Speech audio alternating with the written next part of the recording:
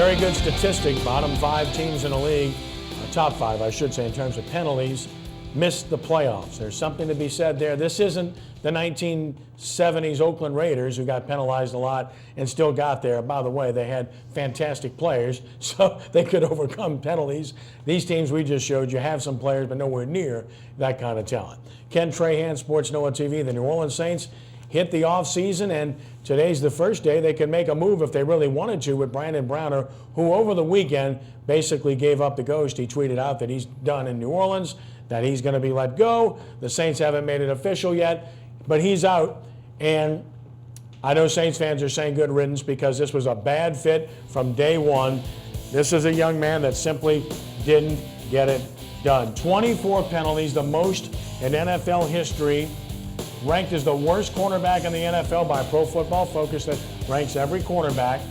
And just look at the pass defense of the Saints. 31st in yards game, last in yards, attempts, and you talk about the numbers adding up, and sometimes the numbers tell a story, sometimes they don't. In the case of Brandon Browner and the Saints secondary, the numbers truly told a story, Brian. And again, he's been a punching bag, but this is professional football. You get paid a lot of money to play. He got paid a lot of money to come here, ostensibly to improve a team. He not only didn't improve it, he made it worse. Yeah, and unfortunately, the worst part about this whole thing is, one, it's a wasted season. One, and two, we never got to see this leadership quality that he was supposed to have brought to the locker room and on the field. We never saw that. All we saw were flags being thrown at him. But the worst part of all this is the dead money that he leaves behind. I think it's pushing 5.8, 5.75 million. You know, that's a big hole. 20 million in dead money for the Saints next year. Leadership. This is a guy that after he signed with the Saints told a couple of newspapers that he wanted to finish his career in Seattle. Right after the Saints gave him a big contract. Are you kidding me? And then, of course, his run-ins with reporters, with the way he got after people. That's not leadership in any way, shape, or form. And it's not easy to deal with reporters, especially, Ricky, when you see things that you don't like that they write or that they say. But you've got to be able to be a professional, bite your lip, be a man about it. This guy obviously had rabbit ears, and he played like a rabbit. Well, I mean, he had thin skin, and a lot of them do, but I just think, you know, I mean, if you're going to bring a guy like that in, you're going to give him that kind of money, you got to try to find a scheme that'll fit his style of play. And he was in a wide open defense, and it just didn't fit his style of play because he had to play a lot of one-on-one, something he can't play. So he's more of a zone player. You'd have to kind of hide him a little bit and play him if you were going to. If he can still play in the league, Ricky, we're going to find that out because maybe somebody else that finds a fit scheme-wise will sign him and allow him to do what he's capable of doing. I'm not sure what this is at this stage of his career. I understand what you're saying, zone concept, jam guy, but he's not getting any younger. He can't run, he can't turn his hips. I'm not really sure at this stage what he can do, knowing full well that at one time he was a productive player. Well, I mean, he made me think of a guy like I seen yesterday, number 41 for Carolina. Oh, yeah? Harper kind of was the same style. He did the same thing yesterday. He just can't run anymore. But Harper's a safety. I know, but I'm saying, but he still can't run anymore. Right, you can see where he got beat on plays that young guys will make those plays because they can run the 4-4-4-3. But when you run 4-6, 4-7, you can't make plays no more one-on-one. And you see that. It's a double-edged sword, Brian. On the one hand, you give the Saints credit for cutting the cord. They've done this continuously with misses, and you commend them for admitting, okay, we made a mistake. We're not keeping Baptiste. We're not keeping Galette. I could go on and on. Going back to Pittman in the draft, you know, when they had Pierre Thomas and they kept a free agent instead. They've done this. They've cut the cord.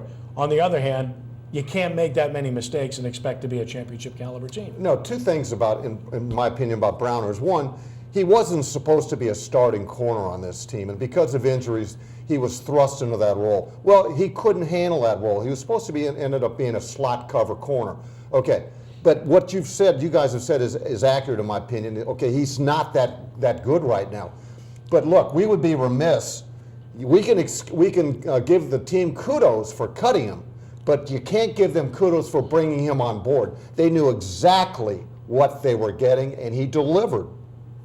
Oh boy, he delivered all right. Unfortunately, not the way the Saints hoped he would. So now you get to the offseason, and we all know about the New Orleans Saints and their salary cap issues, and they're going to have to deal with this and deal with it dramatically and quickly. And how do they do it? You're going to have to probably let some people go. Let's take a look at some of the numbers that are out there.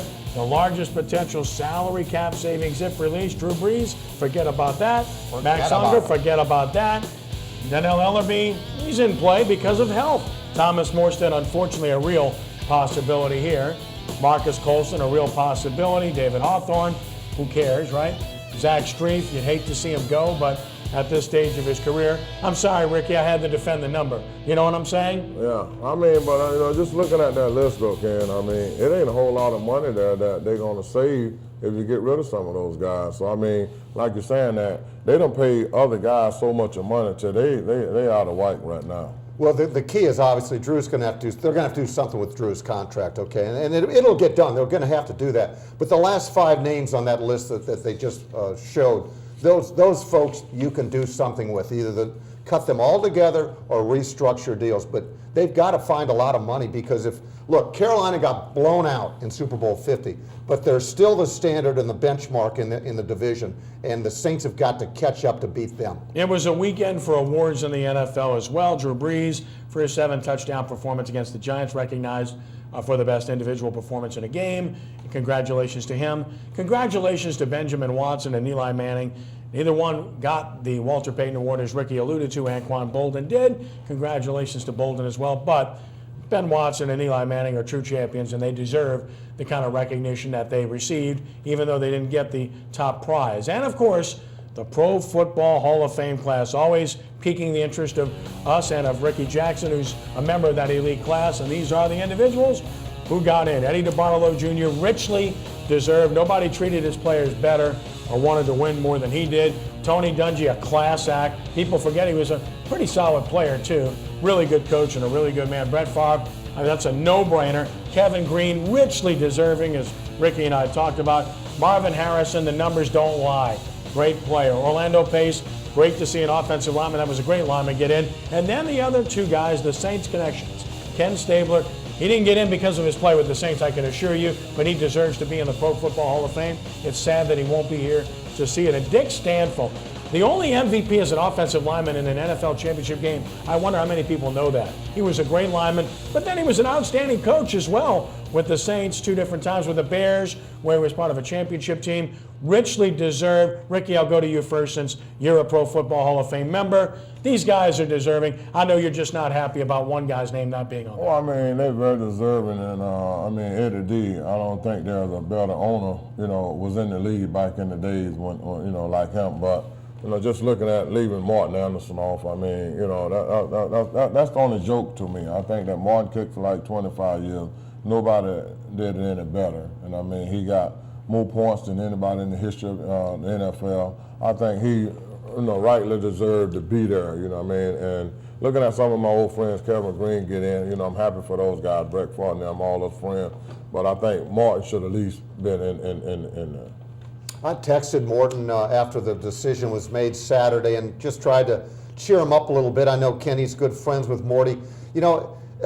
His time will come, and he definitely belongs. It's just a matter of being patient, okay? And you've got to get the right support in that room. Morton didn't even make the final 10 this year, so he's got an uphill climb, but he will get there one day, and hopefully sooner than later. But you also, you want to get in. You don't want to be like Ken Stabler. No, you don't. They're trying to give you or Dick Stanfill. Right, they're trying to give you something after you pass away. When you deserve to have it while you're living. That's just bad. I agree. I agree, but I don't think there's any doubt that there is a higher threshold for kickers to get in. There's a reason that Jan Stenerud is the only place kicker in the Pro Football Hall of Fame, and Ray Guy is the only punter. Let's hope Morton Anderson can get past that bias because he deserves it. It's time now for our sportsNOLA.com trivia question of the evening. Gary Kubiak became a Super Bowl winning head coach for the first time Sunday. How many former NFL quarterbacks have gone on to become Super Bowl winning coaches? 3, 5, 7, or 9?